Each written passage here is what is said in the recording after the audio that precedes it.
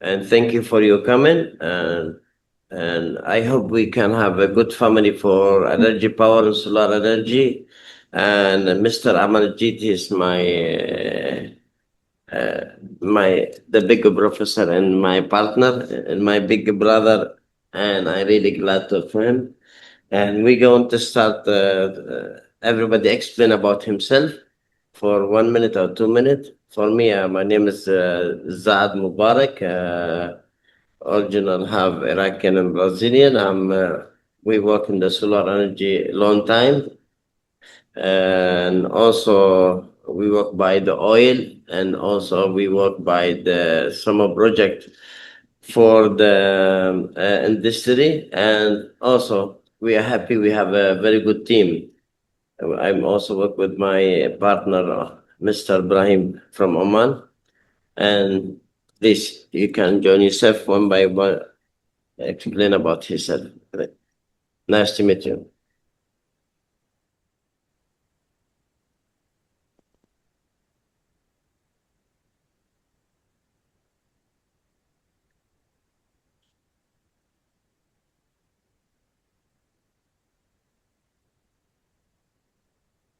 Okay, can you see that?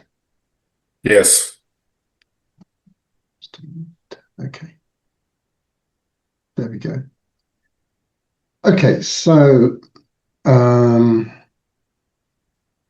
our company is called Store Energy, right? We've been around for about 10 years and we specialize in solar power and, as I mentioned, a thermal storage system.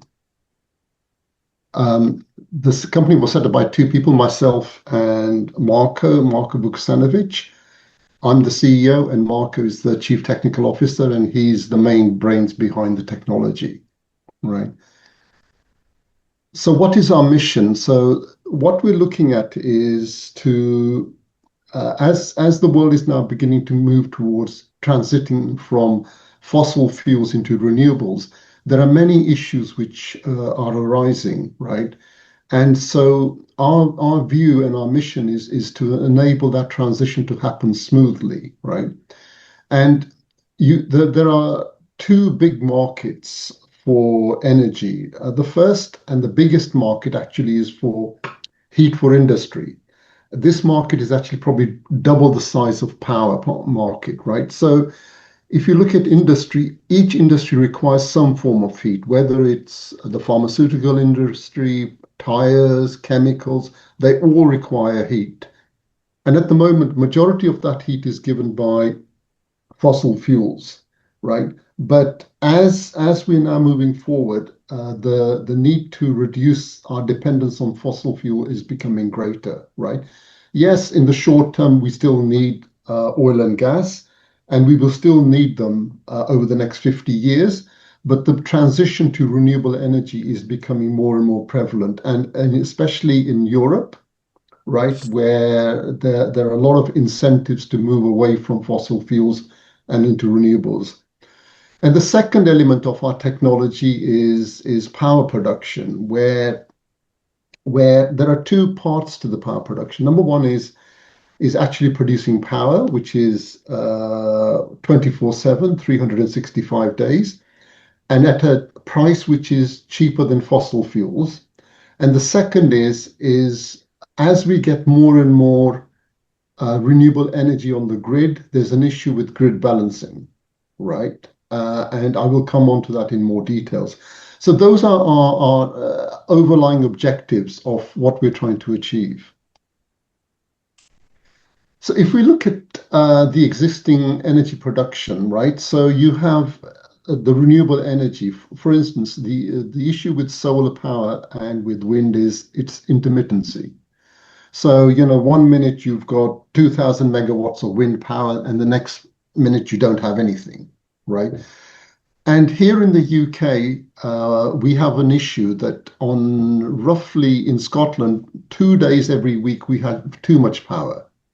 We have, and then what happens is the grid becomes unstable, and the grid operator actually will pay you to take the power down, right? So they will pay you something like £100 per megawatt hour to take that power down, right?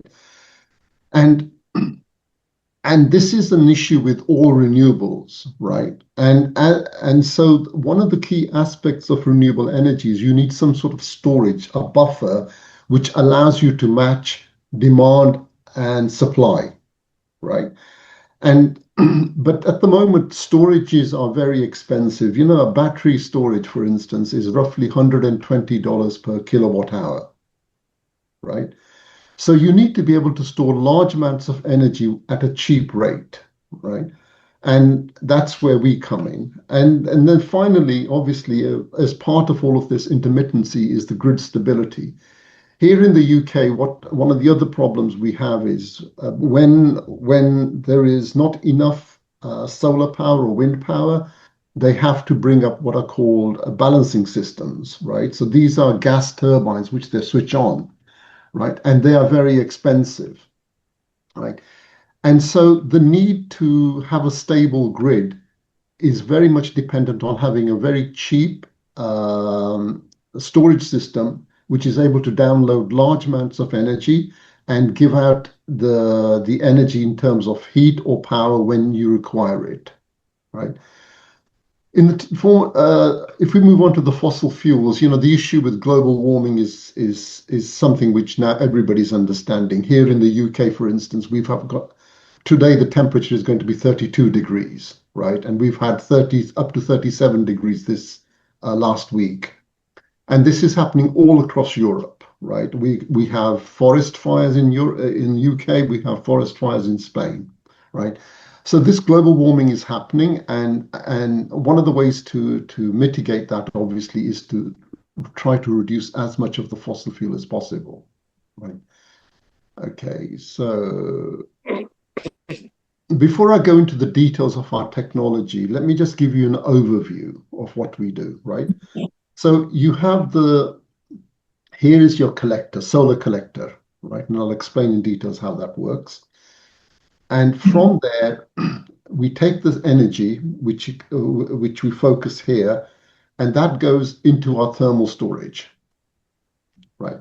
And from the thermal storage, we extract the energy to run the turbine and onto the grid or whatever you want, right? So what we're doing here is everything goes into the thermal storage and you extract the energy from the thermal storage as and when you require, right? And the advantage of that is that you can have a 24/7, 365-day production because everything is simply extracted from the thermal storage. So there is no direct production. Everything happens to the storage, right? Now, this will be a typical layout for a 1 megawatt solar plant, right? So you have your various different collectors, right? And these are our 25-meter collectors, which we call concentrators. And the reason we call them concentrators is because they act like a lens, right? They focus the sun's rays onto one point behind the concentrator, right? And so you have your collectors, and then you have your thermal storage where everything goes into the thermal storage. And from the storage, you take the energy out from a steam generator, a turbine, and then producing electricity through a generator, right? And then you have your cooling towers, etc. So this is an example of how the technology works.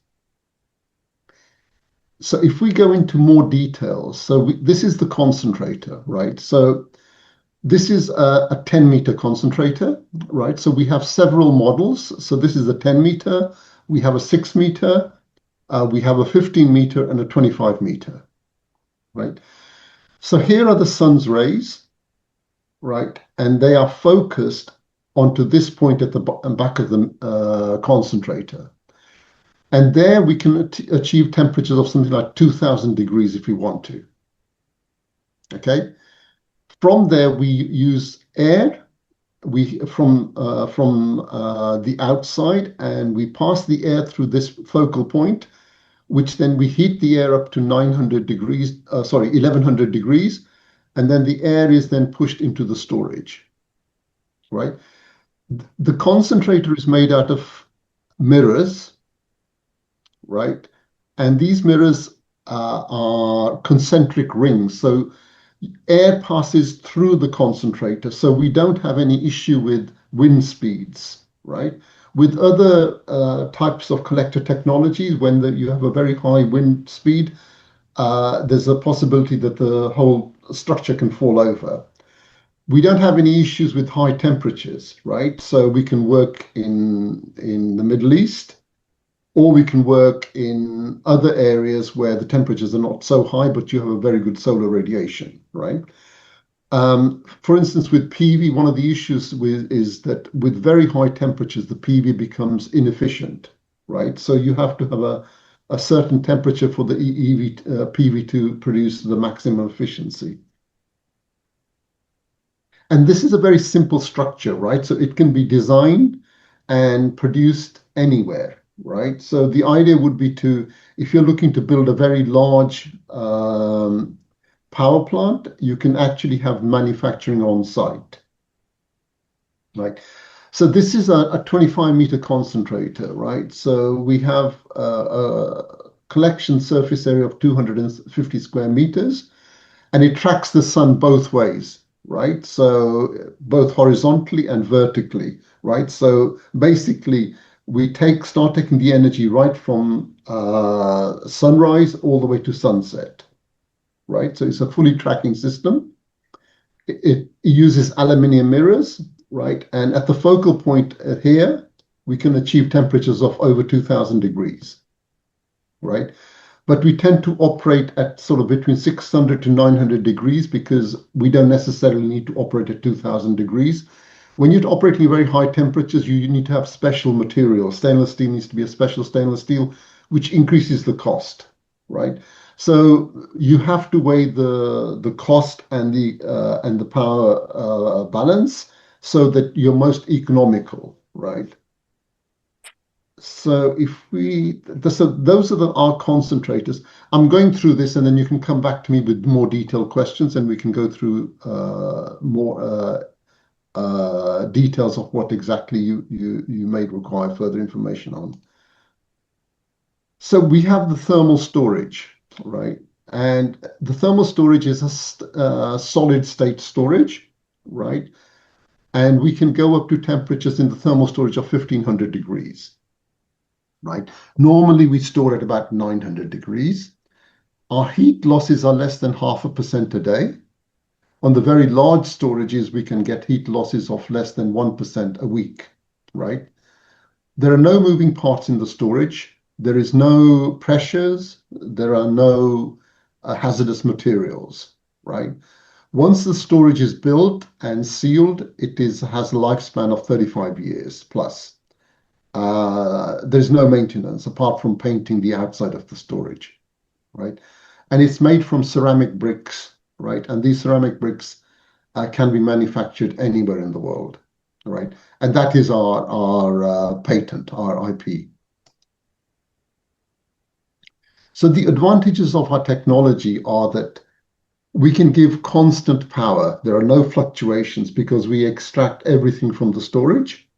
It can be used as a base load power because we can give you a base load there 24/7, 365 days. We can achieve very high temperatures at the focal point. It has lower build cost because it's a modular build. And the byproduct of the storage is that we have waste heat at over 100 degrees, and we can use that for water desalination or cooling using absorption coolers, right?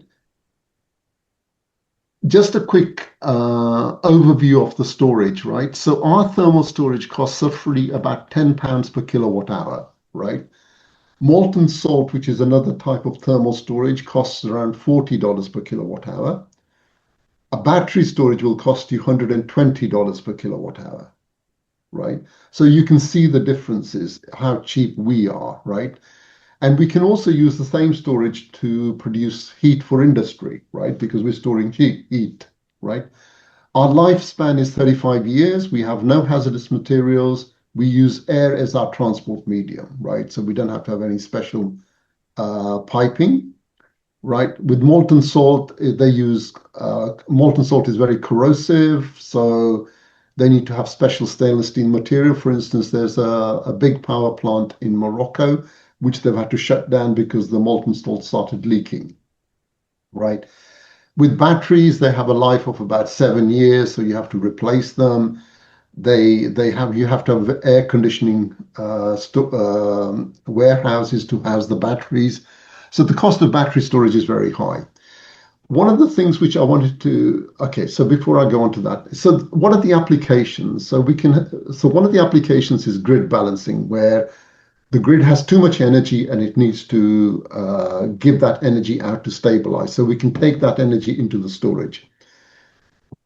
We have a centralized power production, or we can have a decentralized power production. For instance, in remote villages, also remote towns where you don't have the grid connection, we can build a small plant, right?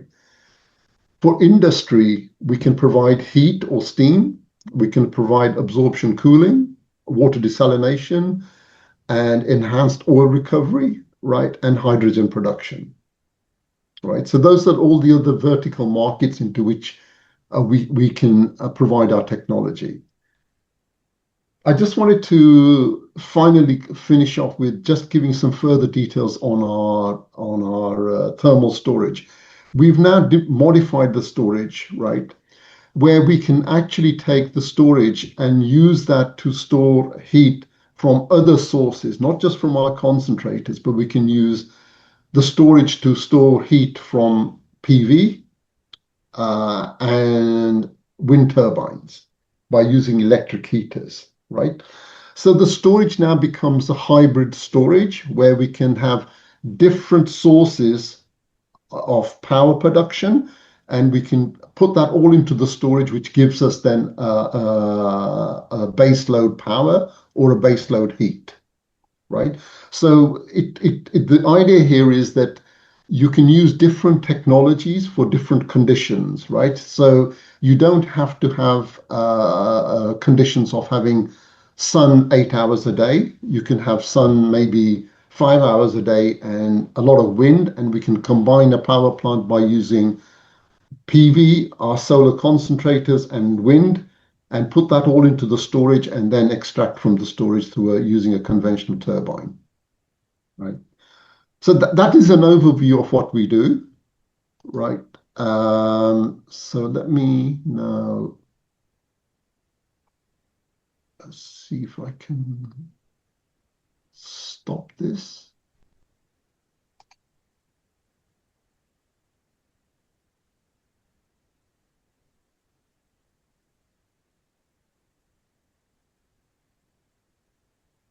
Has that stopped sharing, or am I still sharing?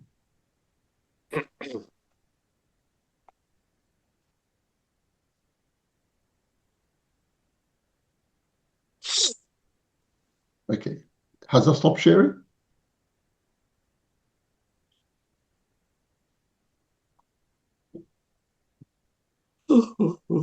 Okay, stop. Sorry. Okay. All right, so that's a quick overview, right? I can go to as much detail as you like. So, we're open to questions.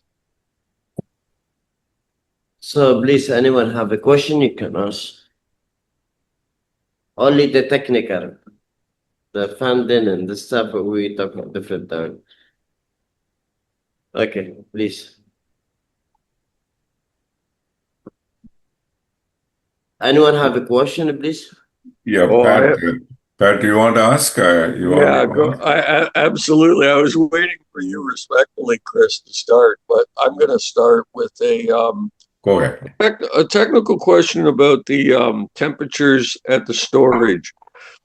In battery technology, the battery management systems control just about everything that is temperamental to the chemistry of the battery technology, whatever it be, sodium, it doesn't matter, acid, AGM, or lithium.